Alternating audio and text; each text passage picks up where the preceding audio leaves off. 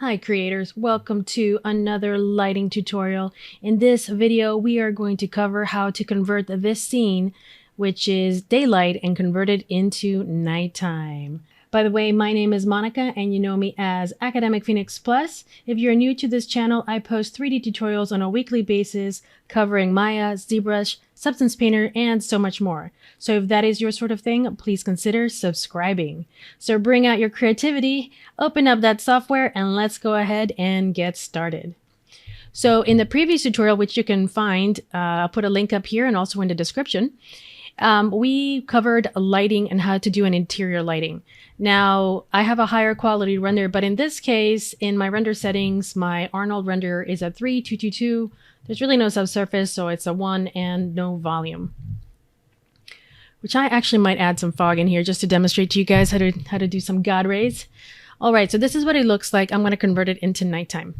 So again, if you guys didn't follow the tutorial, I highly recommend that you watch it so that you understand how this is progressed. But the first thing I like to do is change the background. Right now it looks like daylight. Let's go ahead and change it to nighttime. So I'm using a surface shader. I'm going to click on that little connection, go ahead and open this up. And I found this background, which I thought was kind of nice, and ambiance. So just by comparing this, I'm going to make a selection and then hit play and see how it goes.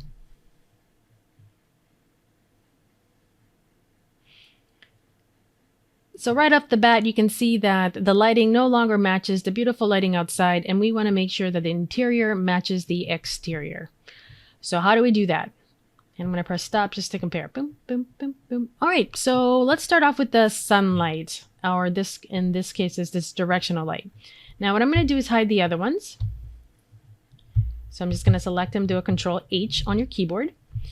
And I also have a blocker, so I might not need it, but let's go ahead and hide it. And when you are going to create something from daylight to nighttime, you definitely want to think about where is the moon coming from? And you also want to make sure that you move your moon. You don't want to keep the sun and the moon in the same spot because that shows laziness, and that's not how it works. So go ahead and move the moonlight somewhere where you want it to focus. Now again, if you want to, you can turn on this little guy right here, which will turn on a preview. I also have my shadows on so we can get a little bit of a preview so we can see where the moonlight is going to end up in. So for example, I focused on the wall last time. Maybe this time we wanted to focus on the chair. So I might make the moonlight a little bit longer. So let's see what that looks like. I'm going to turn that off and give it a go. Now, before I do that, I'm going to go ahead and start hitting pause so that you guys don't have to wait the amount of time that it takes to actually render this. One last thing I'm going to do is in here we have a test resolution. So over here in view, test resolution, I can actually just cut it by 50% and it's going to shrink the resolution, and that's okay because I really just want this to render at a small image. And as I start moving forward, I'll go ahead and start making the image larger. All right, so already we're getting the nighttime just because we have such little bounce light. Nighttime has a tendency to not have as much bounce light. Now we need to change the color of the light, so I do have my directional light on. And what I can do is choose a color. I can click here and there is a color picker. So if you want to, you can pick one of the colors here. And I recommend something a little bit brighter than that. So let's go ahead and make this slightly brighter and let's see what that looks like. All right, so this is a little bit more purple. And if you take a look at the color out there, it's actually more teal. So even though we're color picking it and it's basically giving us the color purple, we actually recognize it as teal. And teal is the color that we use to make things look like, it's kind of like our way of being able to see the night, because moonlight is somehow teal. That's just the way cinematography has taught us to let the evening look like that. So with that being said, let me go ahead and move this a little bit to the teal and see what happens. So I changed the color to be slightly more blue, slightly more purple, and already it's starting to look like it's evening. Now, if you want to, you can lighten the color by going into the lighter saturation. So as you can see, hue, saturation, value, I can make it a little bit less blue, but I'm actually going for a little bit more of that cartoon feel. So I'm going to go ahead and change it to a little bit more deeper blue. If you want, you guys can go a little bit more purple. That's really up to you. If you want it to match more the background. So again, you can choose the colors that you feel is appropriate for your scene. All right, now in evening, let's talk about soft shadows. We already have some soft shadows from the previous daylight. But what we want to do is really soften those shadows because the moon is not very bright. It's just a reflection of the sun. So let's go to Arnold. And what we're going to do is increase our angle. So I'm going to increase it to 3. And again, I'm going to take a snapshot here and see what that looks like. So I'm going to stop because I don't need to render the whole thing. And you can see that already that shadow is getting really nice and soft. Especially you can really see it right here in the divider of the window. So you can see that that's nice and soft. Now, because I did that, I am going to increase my samples. Now, the next question you want to ask yourself is what is the type of bounce light do you want? Do you have a lamp in here that's going to emit light? Do you just want it to be dark? Like maybe there's a candlelight in here and it's going to warm up the place. That's actually something that you need to figure out as well. So for example, for me, I don't really see a lamp, but I did in a previous tutorial have candles in there.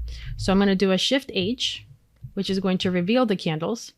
And I can already tell that my shadows are going crazy. So I'm going to go ahead and turn off the preview because I don't need it. Now, just to take a look about what's going on with these candles, I'm going to go into perspective. And what I did was every single one of these candles has a little point light on it.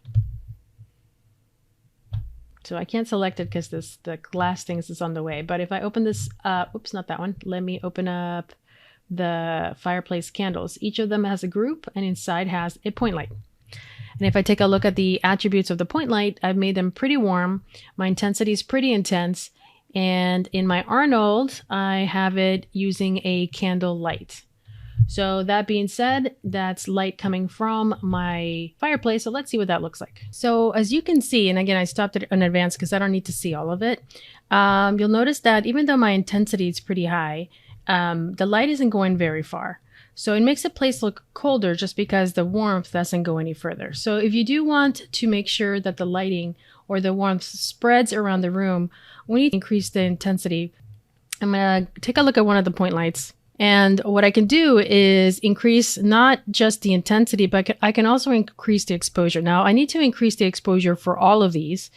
And to do that, I can use something really handy, which is this little tool right here, which is known as the light editor. So it looks like a little flashlight with a gear on it. And with the light editor, I can control certain things. So for example, I can select all of my point lights here. And you'll notice that my exposure is right here. And I can change them all right here. So for example, I can select these and change my exposure to, let's say 2 just to be dramatic. And then you'll notice that all my exposures of the lights that I have selected has increased by twice. Now remember, the exposure is exponentially going to increase my intensity. So let's see what type of effect it has. So it definitely increased the intensity, but I'm still not getting the warmth that I want outside. So the next part that I want to do is actually just add a light. So I'm going to bring an area light. So Arnold Lights area light. And just like I did with the other lights, I'm going to make it the shape of the light that's being emitted. So very similar to the skylight and everything else, I can go ahead and shape this. So let me go into my perspective, focus here by pressing F, and just kind of making sure this light source is here.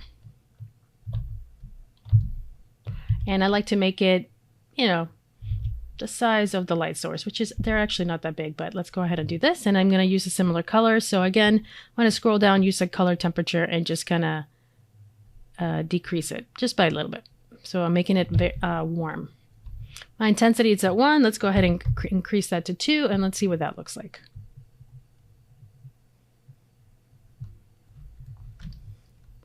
Let me increase my exposure to 2 as well. And I'm not seeing too much of an effect. So the next thing that I'm going to do is actually hide all the lights except for this new light. So I'm going to hide my directional light, which this is the sun. And I am going to hide the candles. And what I'm trying to see is the light actually doing something? So here we go. You'll notice that the light is there, but it's not very strong. So that means that I really need to crank up the intensity. So to increase the intensity, I can either increase the intensity here or increase it in the exposure, which I'm going to do both. And everything else looks good. Oh, that's right. So I forgot to turn off normalize. So let's turn off normalize, which now I know it's going to blow out my scene. So normalize, there it goes. Now the whole thing's lit. So normalize means that when you turn it off, it no longer is considered the scale. So it won't diffuse the scale. So again, I have a tutorial about normalize and area lights that I dive into it a little bit more in detail. So I'll give you guys access to that. But now you can see that it's very warm, which is kind of what I want. And then I'm going to bring back my lights, all of them. So here's my fireplace. Here's my directional light. And then let's see what that looks like. So you can see we're getting this really interesting contrast of a moonlight beaming in the light. And then also we have a very strong area light. Now the area light is a little strong, but I do like that it's a little hot over here and then it starts to fade away. I can control that using what's called decay. So let me show you what that looks like. I am going to maybe reduce my exposure just a little bit, just because I felt it was a little too strong. So that's starting to look really nice. All right, next I'm going to bring in the window area light. So this is my area light for the fireplace. So that's what I'm going to call it, fireplace area light. And of course it didn't label it. So let me go over here and call it fireplace area light. Let's see. The next one's going to be the window. So let me do this one. So again, was probably a smarter idea for me to actually label these. So this is the window area light, and this is supposed to represent the sky. In this case, it's a little bit of a teal blue. I am going to be using a little bit more of that teal and see what that looks like. Now this is filling in the space, so I can choose a little bit of that lavender purple and just kind of making sure that I keep that theme of purple in the night sky. Now I'm just live moving it around. So this kind of helps fill in the dark area. So before, whoops, it looked like this. Now it looks like that. So again, this is a lower resolution, but at least I'm getting some of the nice quality renders. Cool. Too bad we can't see it. We can click 1:1 and then we would see it. So there it is. Super dark. So that's what it looks like right now. Now I do feel that my area light in my fireplace is a little too strong. So let me show you how to control that. I'm going to go ahead and hide this, just so I can see how the area light is impacting the scene. So you'll notice that the light's going all the way across the room, and I really just wanted to focus around here. So what I can do is use this thing called a decay. So a decay is actually a light filter. So if you guys scroll down all the way down, add, and here's a light decay. Go ahead and open that up. Double click on this, and I'm going to do use far attenuation. So I'll use far attenuation. If you use the far end, you can see that I can control how far that light goes. So let's say I just want this light to affect only around here, which is around 66. And that's good because it just limits that energy and that warmth into that particular area. All right, so let me bring everything else back by doing a Shift H. Selecting the fireplace candles, Shift H, and let's see what that looks like. All right, so the window light is clearly too bright, so let's go ahead and scroll back up, and let's reduce the intensity to about 0.3. And I should be taking snapshots, which I'm not, so I'm sorry, so I'll start doing that now. So I'm going to finish this thing, letting it render. Right, take a snapshot of that. And what I'm going to do is select this light, and I'm actually going to color pick this light out here. And see if that makes, kind of blends it a little bit more.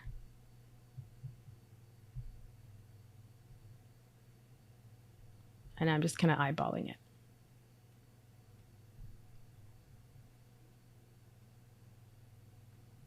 All right, let's add some God rays.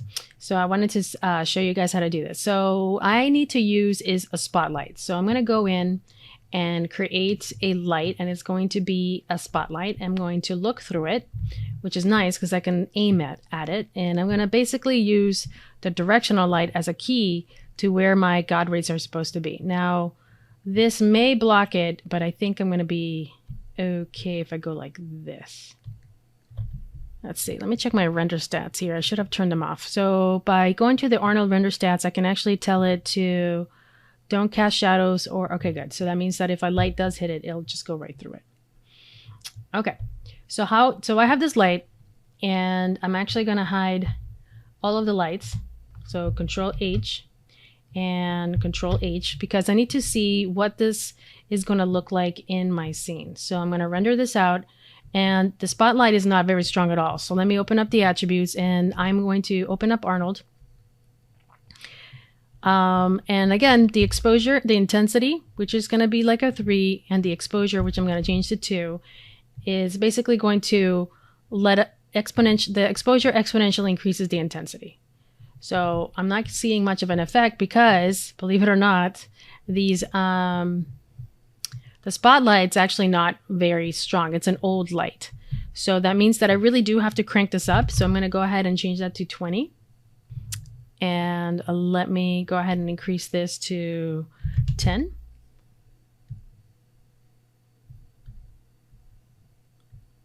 And now we're seeing the light. So you can see that the spotlight is really pretty powerful at this point, but I'm going to be using it as for God rays. So it's okay if you want to add a little bit of color to the light as well. And let me see what it looks like in the render cam. So something like that, but let me place it a little bit better. So again, you can middle mouse and drag the spotlight onto the scene, and I'm just going to move it around and bring it a little bit further back. Well, we'll see. Okay. So let me compare this light to this light. So I just want to make sure they're similar. What I can also do is decrease the cone angle. So we have a cone angle here, and I can make it focus specifically on this particular area. Okay, so how do we turn on fog? Well, let's go to my render cam. Let's turn on the render settings, and under Arnold, there is something called environment, and there's also known as atmosphere. You can click on this and choose AI atmosphere volume. So when you have that, it will, let me restart this. You're going to see that there is no fog. The reason why is because, and if you don't see this attribute, just click on this little connection here. You need to increase the density. So if I increase the density to 1, you now have a ton of fog. So, which is great, which is kind of like what I want. So I'm going to go ahead and decrease my intensity. And if you want color, you can add color into your fog. Now, clearly this is a lot, and that's part of it is because of the intensity of the light. But you can also tell that now I've made it look like a spaceship is about to beam somebody up. So pretty easy. I can make this look pretty cool. So I'm going to decrease my intensity or my exposure here because I just want to calm it down a little bit. And that's starting to look like a really nice, interesting fog. Now, if you want more, God rays and things like that, you can add a texture or you can add geometry. It's really up to you. So for example, add a light filter, which is called a gobo, which is like the best word ever. Click on that and you can attach a texture to it. So for example, here's a slide map. And if you want to, you can choose, let's say, bulge. And the effect is going to be a lot more chunkiness. So I think it helps if I increase my intensity. So let me go into my light. And just to demonstrate it a little bit more, I'm going to increase my exposure so you guys can see it more intensely. I'm going to go back to 10. Right, so we get more fog, more God rays. So you can kind of explore what you want to use. But that's kind of like the idea behind it. So I'm going to go back to 5 or maybe 6 here for my intensity so I can get a little bit more of that fog. Now here comes the issue. Ooh, let me take a screenshot. The issue comes when you are going to turn on, let's say, the area light. And when I turn on the area light, it's going to have fog too. So that's the one thing about atmosphere fog is that every single Arnold light that's in here is going to have fog. So to prevent that from happening, you're going to select your light. You're going to scroll down. And you're going to basically say you don't want it to cast volumetric shadows. So you change that sample to 0. And over here, there's also a slider for volume. So turn that to 0. And now when I render, it still only has the fog from the spotlight. Now that also means that you have to do that for everything. So for example, except for the directional light will not impact the fog. So we now have the directional light and then the fog, you can barely see it. I'm going to crank up the fog again, the density actually. So let me go in here and increase my density so we can actually see it. So maybe a little bit more. So this is all like trial and error. You just kind of play around until you find something that you like. So let's increase that. I guess I'll increase it all the way to 1. And then if I need to, I can always go to my spotlight and increase my exposure. So again, it really depends how much fog you want in your scene. All right, let's grab the fireplace area light, Shift H. Again, what's going to happen is that it's going to get fog. So that's fun. Looks like something just blew up there. So again, turn off the volume to 0. you can turn off the cast shadows, volumetric shadows and stuff. And now you still have the fog coming in, but the warmth from that light. The challenging one is going to be the fireplace candles. So if I turn that on, so every single one of those lights has it. Go to Windows, General Editors, and there's something called a attribute spreadsheet. So open that up. And in here we have a couple of things we can play around with, and one of them is called Arnold. So make sure you have your light selected. So it shows up all the lights. And let's see what we have. We have Arnold. So you can see here that says AI cache volumes and shadows. Let's go ahead and change this to 0. So 0 means off. And then over here we have specularity, indirect. Here's volume. We're going to go ahead and change this all to 0. Go ahead and see what that looks like. So that's a really fast way of turning off your volumetrics by going into the attribute spreadsheet. So I think that's pretty cool. All right, let me calm that fog down a little bit. So let me go ahead and stop. Go to my fog. I just need it for a little bit. And I'm also going to go back into the render view and just make this into a higher 100% resolution. So let's see what that looks like. I click 1.1 up here at the top. Or let's just close this, open this up again. The fog still feels pretty strong. I'm going to look through the light again. Oop. And I'm going to kind of work on that cone angle a little bit so it just focuses more on emitting light over here. And then let it do its thing. I'm actually going to call it done because I've worked on it long enough. So let's go ahead and go to the render camera. I'm going to go ahead and increase my Arnold to 4,333. And then I'm going to turn this on and I will be right back with a final render. All right, everybody, here you go. A final render with the higher resolution. It only took about 29 minutes. So lucky for you guys, it only took a second, but for me, it took about 30 minutes. So the cool things that we covered was area light that has light decay. We also have a spotlight that emits fog, moonlight where we soften the shadows, and so much more. So we covered a lot in this video tutorial. Hopefully you guys found it helpful. If you did, please make sure to like, subscribe, and of course, hit that little bell. That's your message to me, letting me know that you guys want to see more tutorials. Of course, leave a comment. That's also a direct message from you to me, letting me know if you like these tutorials, do you want to see more, or do you have any suggestions? Feel free to leave a comment below. Also, take a look at academicphoenixplus.com. That's where you can find free 3D models, free trainings, ebooks, and so much more. All free resources for you. There's also e-courses, so take a look at academicphoenixplus.com. Again, I really appreciate you taking the time to watch this video with me. Hopefully you can create some beautiful evening lighting. It's a lot of fun to make these environments come to life with different lights. So again, thank you for watching. Keep creating, and I will see you next time.